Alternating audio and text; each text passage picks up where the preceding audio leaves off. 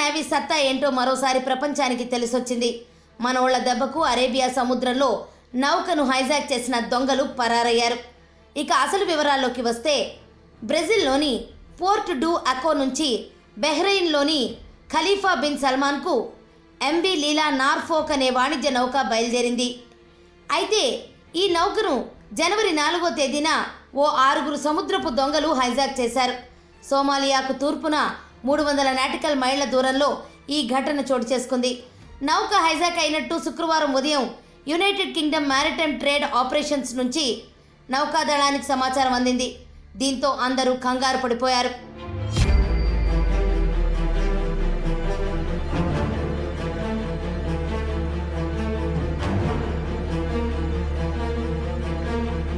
ఈ నౌకలో 15 మంది భారతీయులతో పాటు మొత్తం 21 మంది సిబ్బంది ఉన్నారు.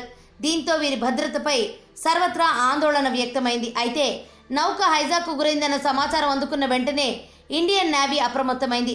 వెంటనే ఐఎన్ఎస్ చెన్నై డిస్ట్రాయర్ నౌకను, ఓ యుద్ధ విమానాన్ని, డ్రోన్లను రంగంలోకి దింపింది. వీటితో పాటు మెరికల్ లాంటి మెరైన్ కమాండోలను రంగంలోకి దించింది. ఇక ఆపరేషన్ స్టార్ట్ చేసిన కమాండోలు మొదట నౌకలోని సిబ్బందితో కాంటాక్ట్లోకి వచ్చారు. ఆ తర్వాత నౌకను విడిచిపోవాల్సిందిగా హైజాకర్లను హెచ్చరించారు. ఇండియన్ నేవీ రంగంలోకి దిగడంతో హైజాకర్లు బెంబేలెత్తిపోయారు. దీంతో నౌకను వదిలి పరారయ్యారు.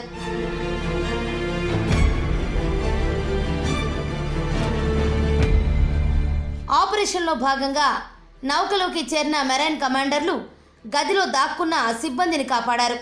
అయితే అప్పటికే హైజాకర్లు పారిపోయారు. ఇక దొంగల నుంచి బయటపడటంతో సిబ్బంది ఆనందానికి పట్టపగ్గాలు లేకుండా పోయాయి. ఇండియన్ నేవీకి కృతజ్ఞతలు చెప్పిన సిబ్బంది భారత్ మాతాకి జై అంటూ నినాదాలు చేశారు.